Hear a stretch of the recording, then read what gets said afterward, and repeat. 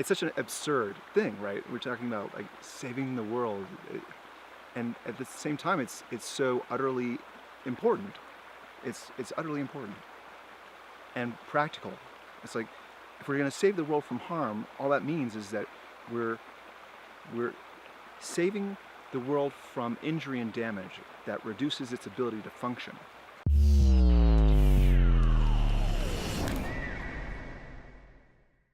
My name is Erez Ascher, and I'm the founder of the Soterian movement, which is a social movement to bring about the wellness of our species and our planet. Applying that notion of the increased ability to function, that's what we would like this world to have, and ourselves and our relationships. It's been a very deep calling of mine because I feel the depth of the discomfort, the depth of the really illness that we have going on in our planet and in our world right now. And in humanity, it's quite, it feels pretty obvious to me. It does. It feels pretty obvious. And at the same time, it's so easy to get really used to it. We can get so accustomed to the way things are. So when we go back to this notion of saving the world, all we're talking about is like discouraging illness, encouraging wellness. Doesn't seem that complicated, right? The beauty of it is that there's really only 5 key insights that we need to understand. And so the first one is that separation is an illusion. It's just not real. It's useful, right? Thinking that that tree separate from that tree is useful for me as a human being to understand the differences between those trees. Cool. That's about the extent of it, right? Beyond that, everything's interrelated, it's interconnected, it's all of it, all of us as human beings. There is no us versus them. There never was. It's an illusion in our minds. There is no them. There's only us. That's it. There's only us. The second insight is that existence is the vibration of consciousness. Okay, a little trickier, right? What that means is consciousness is the ability to witness. So this ability to witness, which is the ability to experience anything, right? That ability is extant everywhere. These are all experiencing things. They're conscious to some extent, not the way that we're accustomed to experiencing them, but they have their own experiences. They grow, they can feel, they can sense, they react. So consciousness is something that's non-human. It's beyond human. Awareness, our human awareness, that's our nervous system, our process, and all that kind of stuff. That's what distinguishes this ability to perceive things. But consciousness is beyond being human. You can think of it like an ocean, an infinite ocean. And it's all vibration. The vibration of this infinite ocean, this field of consciousness. You can use the same mathematics as we use for understanding other forms of vibrations and waves, and we can figure out, refraction, resonance, and all these qualities of waves. And that means that we can understand how this whole existence of ours works. So existence is the vibration of consciousness. Third insight. Existence is fractal. It's self-similar. So you can see this in trees all over the place. Like the smaller branches are similar to the larger branches. And in the roots, same thing. Smaller branches of the roots and so on. And we see it all over the place. The clouds. It's cycles of cycles. It's a natural side effect. And it's excellent. It's everywhere. It's in us, right? It's part of us. It's in time, it's in space, it's in all these qualities of our existence. It's everywhere. So understanding this allows us to understand what we're a part of, because we, as human beings, we're like the cell in a body of a larger organism. Like the cells in our body, like they're living organisms. And they compose organs, which are like living organisms which compose our bodies. And we're like the cells in larger organisms, which are like the cells in larger organisms, and this keeps going. And because separation is an illusion, we can understand that, like, the same way that the cells in our body are living organisms, making up our organs, which are living organisms basically, and which make up our bodies, we are the equivalent of cells in larger organisms, which are themselves the equivalent of cells in larger organisms, and it just keeps going. So this interrelationship of all living beings and really all of reality, right, even things that we don't consider to be living, we're all interconnected. And this relationship is what binds us together as a unified form of life. It's the same way that I am more, let's say, knowledgeable and powerful than the cells in my body, these larger organisms are more knowledgeable and intelligent than we are. Okay?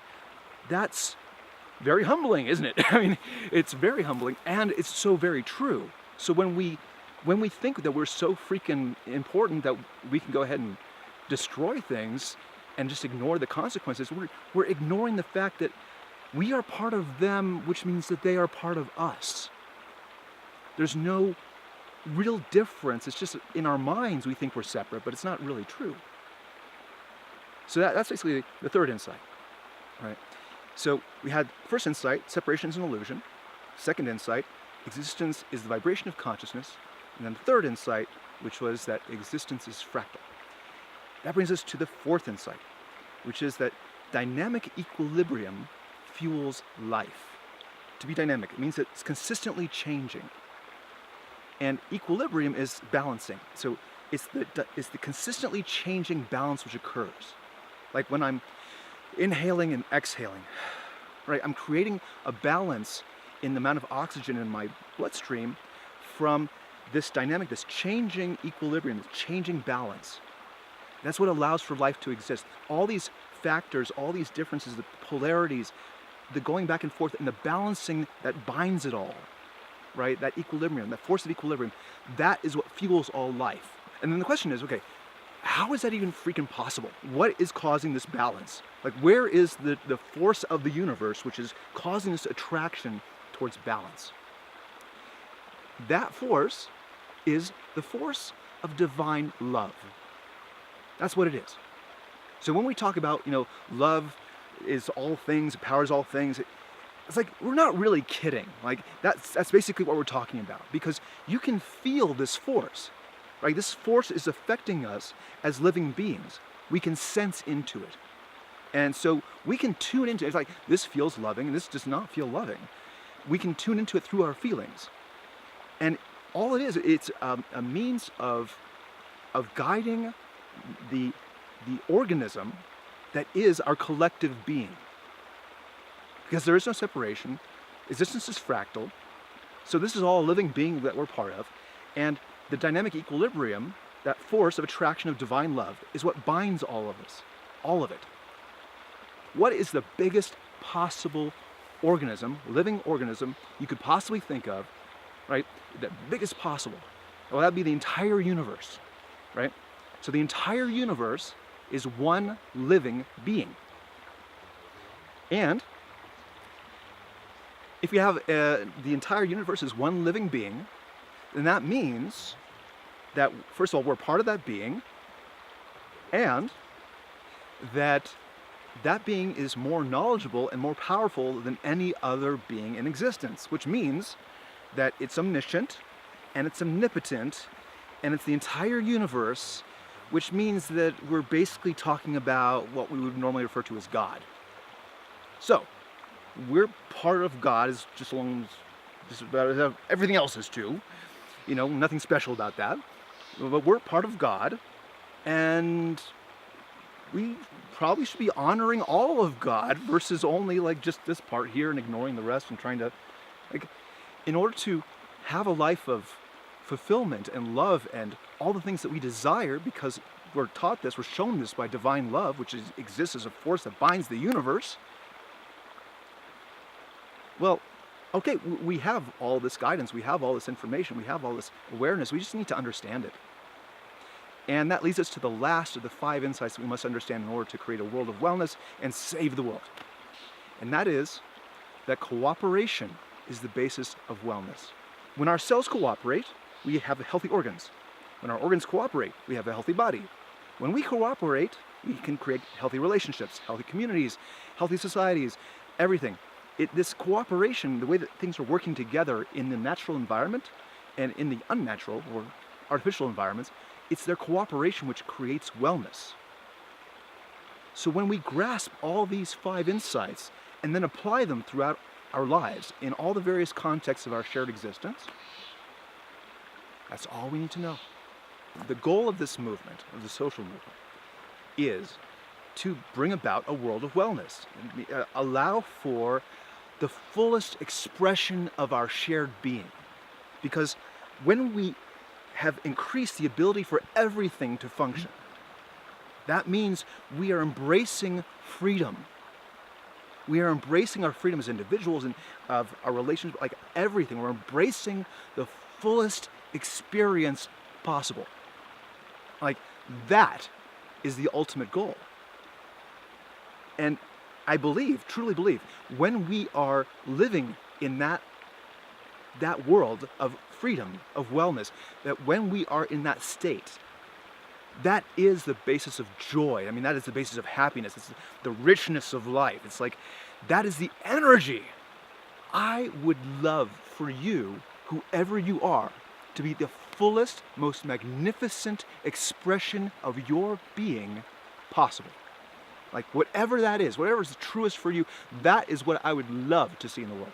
What freedom culture means to me is it means wellness. Because to me, wellness is the increased ability to function. So freedom is like being really fully able to function. It's the fullness, it's the unhindered, it's the lack of illness. Right? So that's what freedom means to me. And a freedom culture is one that embraces it, and it supports it, encourages it, it enriches it. That's what it means to me. Taking the knowledge and making it like really real in the world, it requires assistance, because we're social animals, we're social beings. So it's very important for us to be in a group. You know, we are not that powerful, right? We're just not. As individuals, we're not. But collectively, we're the most powerful species on the planet.